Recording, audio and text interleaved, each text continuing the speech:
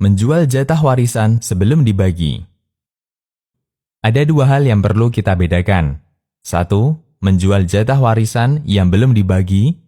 2. Menjual jatah warisan yang belum diterima. Jatah warisan belum dibagi. Ketika jatah warisan belum dibagi, ahli waris belum bisa menjualnya atau melakukan transaksi lainnya seperti menyewakan, karena hak dia belum jelas atau al-hukuk al-majhulah, sehingga tidak memungkinkan baginya untuk menjadikannya sebagai objek transaksi. Sebagai ilustrasi, ada 6 lelaki bersaudara. Setelah kedua orang tua mereka meninggal, ada warisan 5 bidang tanah yang totalnya 1 hektar yang belum dibagi. Si A memiliki jatah 1/6 dari total warisan, namun si A tidak tahu tanah bagian mana yang akan menjadi jatah warisannya, karena belum ada pembagian sehingga belum jelas.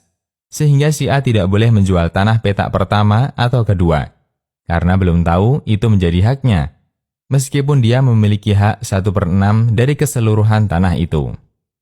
Jatah warisan belum diterima. Belum diterima bukan berarti belum dibagi. Belum diterima berarti warisan sudah dibagi, hanya saja belum diserahkan.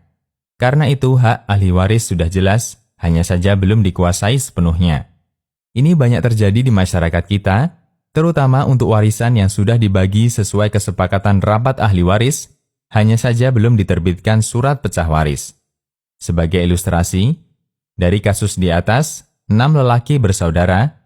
Setelah kedua orang tua mereka meninggal, ada warisan 5 bidang tanah yang totalnya 1 hektar.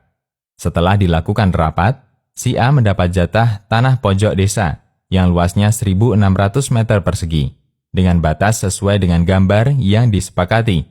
Hanya saja si A sama sekali belum memegang bukti kepemilikan tanah itu karena belum ada pemecahan sertifikat tanah. Bolehkah jatah si A dijual? Ketika jatah warisan sudah dibagi, maka jatah warisan masing-masing ahli waris menjadi jelas.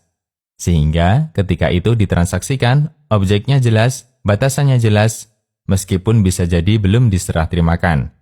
Terdapat kaidah yang menyatakan, siapa yang memiliki barang dari selain akad jual beli, boleh mentransaksikan barang itu dengan menjualnya atau yang lainnya, meskipun belum serah terima. Untuk akad jual beli, barang yang menjadi objek akad tidak boleh diperjualbelikan kembali, sampai diterima oleh pembeli.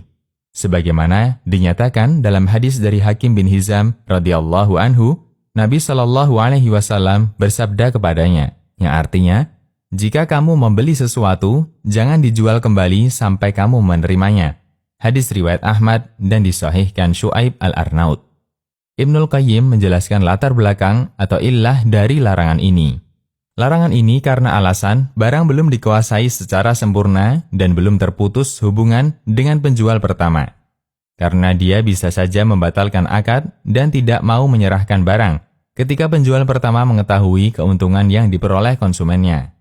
Dia tertarik dengan keuntungan itu, bisa jadi memicu upaya untuk pembatalan akad, meski dengan cara yang dolim, dan bisa saja memicu permusuhan. Ada banyak kejadian yang menjadi bukti hal ini. Beliau melanjutkan kesempurnaan syariat, sehingga bagian dari kesempurnaan syariat yang penuh bijaksana, melarang pembeli untuk menjual barang ini sampai dia kuasai secara sempurna, dan terputus hubungan dia dengan penjual. Sehingga tidak ada harapan untuk membatalkan akad atau menahan penyerahan barang. Hasyiah Ibnul Qayyim untuk Sunan Abu Daud.